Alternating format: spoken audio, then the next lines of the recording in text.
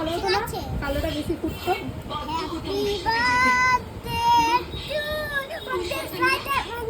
না আবার একটা কাট ওখান দিয়ে কাট আবার এইখান দিয়ে।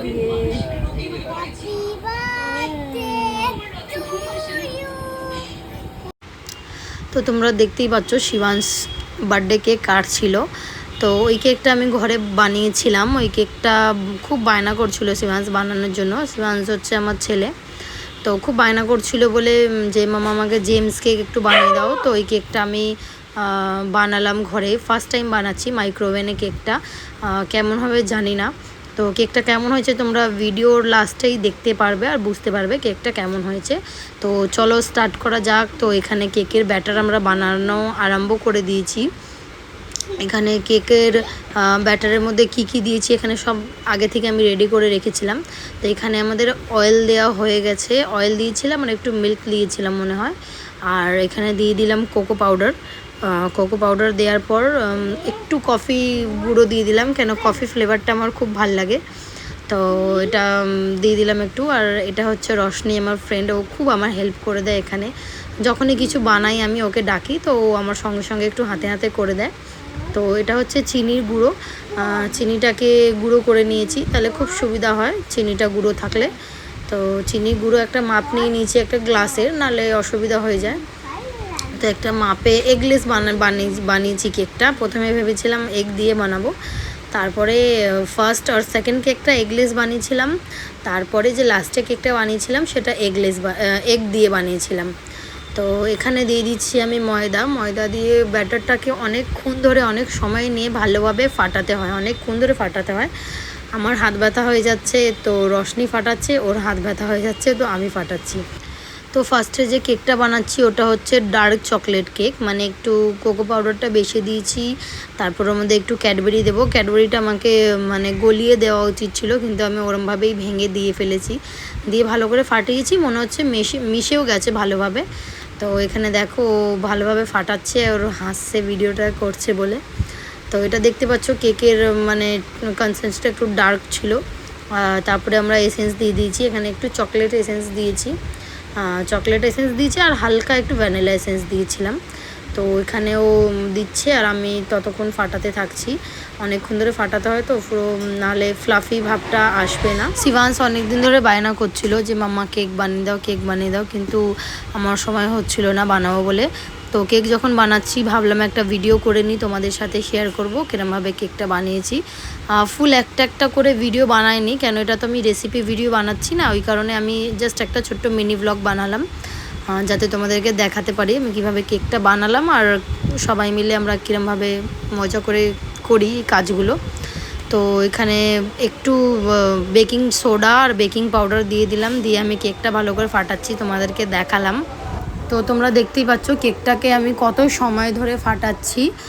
অনেক সময় ধরে ফাটাতে হবে, যেহেতু আমাদের কাছে ওই বিটিং মেশিনটা নেই, তো এটা দিয়ে হাতেই ফাটাচ্ছি। আর এখানে আমি চকলেটটা ভেঙে একটুখানি দিয়ে দিলাম, যাতে একটু চকলেট ফ্লেভারটা বেশি আসে। আর আমার একটু চকলেট কেকটা বেশি পছন্দ হয়, তাই অনেকক্ষণ ধরে ফাটাচ্ছি। আমার তো হাতে যা অবস্থা হয়ে গেছিলো। আর ওখানে রশনি হচ্ছে কেকের ডিশটা রেডি করছে। এখানে আমাদের বাটার পেপার ছিল না বলেও একটু নিউজ পেপার দিয়ে ওর মধ্যে বেশি করে অয়েল দিয়ে একটু বাটার দিয়ে আর একটুখানি ময়দা স্প্রেড করে দিলে আমাদের ভালো হয়ে গেছিলো, একটা বাটার পেপারের মতোই হয়ে গেছিলো শীটটা। খুব সুন্দরভাবে ছাড়ানো হয়ে গেছিলো কেকের ওপর থেকে।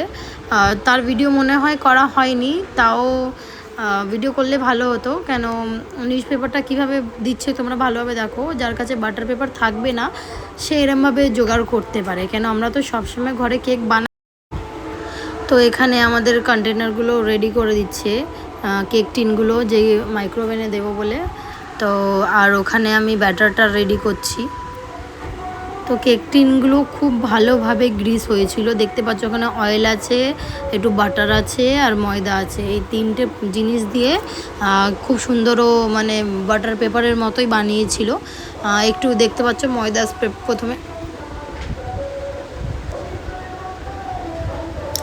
প্রথমে অয়েলটা দিয়ে দিল, দিয়ে ভালোভাবে একটু ময়দা স্প্রেড করে দিল, তারপরে পেপারটা রেখে ওর উপর আবার হয়তো অয়েল দিয়ে গ্রিস করবে, বাটার দিয়ে গ্রিস করবে, করে এখানে আমি ব্যাটার বানাচ্ছি। আর এখানে শিবাংশ খুবই এক্সাইটেড হয়ে আছে যে কখন কেকটা বানাবে, মাম্মা খাবো কখন কেকটা বানাবে। তো এখানে ওর খুব গরম লাগছিল, তাই জামাটা খুলে দাঁড়িয়ে আছে ও। কদিন বেশ গরম পড়েছিল। তো এখানে আমরা বসে বসে কাজ করছি, ওখানে আমার হাজব্যান্ড বসে বসে শুধু ভিডিও করে দিচ্ছে আর কথা বলছি, এরমভাবে করো ওরমভাবে করো। দেখো আমি ওরমভাবে ফাটাতে ফাটাতে আমার হাত ব্যথা হয়ে গেছিলো, তাই এরমভাবে ফাটানো আরম্ভ করে দিয়েছি। তো আমাদের কেকের ব্যাটারটা রেডি হয়ে গেছিলো। আমরা কেক টিনে অল্প অল্প ব্যাটার দিয়েছিলাম, তোমরা দেখতেই পাবে ভিডিওতে, ভয়তে যাতে মাইক্রোওভেনে ফার্স্ট টাইম কেক বানাচ্ছি। তো কেকটা ফ্লাফি হয়ে ওপরে যখন ফোলে যাতে পড়ে না যায়। আমি একবার কড়াই কেক বানিয়েছিলাম, তো ব্যাটারটা একটু বেশি হয়ে গেছিলো, তখন একটু যখন কেকগুলো ফোলে তখন পড়ে যায়, এই কারণে একদমই অল্প অল্প দিয়েছিলাম ব্যাটারগুলো যাতে পড়ে না যায়। তারপরে ব্যাটারটা ভালো করে দেয়া হয়ে গেছে, এরপর আমি যাচ্ছি মাইক্রোওভেনে দেব। কত ডিগ্রিতে দিচ্ছি কি করছি সবই তোমাদের সাথে শেয়ার করব। তো আমি প্রথমে মাইক্রোওভেনটা প্রিহিট করে নিয়েছিলাম 180 ডিগ্রি সেলসিয়াসে। প্রিহিট করার পর আমি এখানে ইউটিউবে দেখেছিলাম 20 থেকে 30 মিনিট, কিন্তু আমি 20 থেকে 30 মিনিট ভাগ্যিস দেয়নি, নাহলে আমার কেকটা পুরো একদম কালো কয়লা হয়ে যেত, চকলেট কেকের জায়গা। তো এখানে আমি 180 ডিগ্রি সেলসিয়াসে প্রিহিট করে নেওয়ার পর আমি এটাকে 10 থেকে 15 মিনিট দিয়েছিলাম, তাও মাঝখানে একবার আমি খুলে চেক করে নিয়েছিলাম যে হয়েছে নাকি। আমার 15 মিনিটের মধ্যে হয়ে গেছিলো, এর বেশি আমাকে রাখতে হয়নি, এর বেশি রাখলে হয়তো কেকটা আমার পুড়ে যেত। তো আমি দেখতে পাচ্ছ বের করে নিচ্ছি। আর কেকটা প্রথমে যখন চেক করেছিলাম তার দাগ আছে, আমি টুথপিক পাইনি বলে আমি একটা চামচের পেছন দিয়ে আমি একটুখানি দেখে নিয়েছিলাম, দেখলাম হয়ে গেছে। আমাকে বেশিক্ষণ রাখতে হয়নি, 20 মিনিট বা 25 মিনিট, হয়তো ব্যাটারটা কম ছিল তাই আমার সময়টা অত লাগেনি। তো এটা হয়ে যাওয়ার পর আমি আবার সেই কেকটা দিয়ে দিলাম, তোমরা টাইমিংটা দেখে নাও, আমি 15 মিনিটই সেট করেছি, এর বেশি আমি সেট করিনি। তারপরে এই কেকটা হয়ে গেছে, ভালোভাবে খুলে নিলাম। খবর কাগজটা যে বাটার পেপার বানিয়েছিলাম খুবই ভালোভাবে খুলে গেছে, কোনো সমস্যা হয়নি। তো এই কেকটা সাইডে যেটা দেখছো ভেঙেছে, ওটা আমি একটু খেয়ে দেখেছিলাম যে কেমন হয়েছে। আমি আর তরস হইতে পারছিলাম না, ওই জন্য একটুখানি ভেঙে খেয়ে দেখছিলাম। খুব সুন্দর হয়েছিল কেকটা, তোমরা দেখতেই পাচ্ছ, কোনো অসুবিধা ছিল না। তো এখানে একটুখানি জেমস দিয়ে ডেকোরেশন করে দিলাম, নালে আবার বাবান বলবে যে না একটু ভালো করে ডেকোরেশন করে দিলে না। তো দেখতেই পাচ্ছ ফাইনাল লুক কেকটার। আর এখানে তো খুবই খুশি হয়ে হ্যাপি বার্থডে বলে বলছিল আর কেকটা কাটছিল।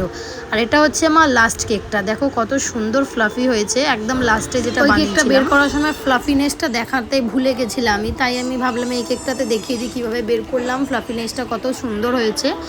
তো ভিডিওটা কেমন লাগলো তোমরা নিশ্চয়ই কমেন্ট করে জানিও। আর আমার চ্যানেলটাতে নতুন থাকলে প্লিজ চ্যানেলটা সাবস্ক্রাইব করে দিও, আর এইভাবে সাপোর্ট করো, পাশে থেকো আমার সাথে।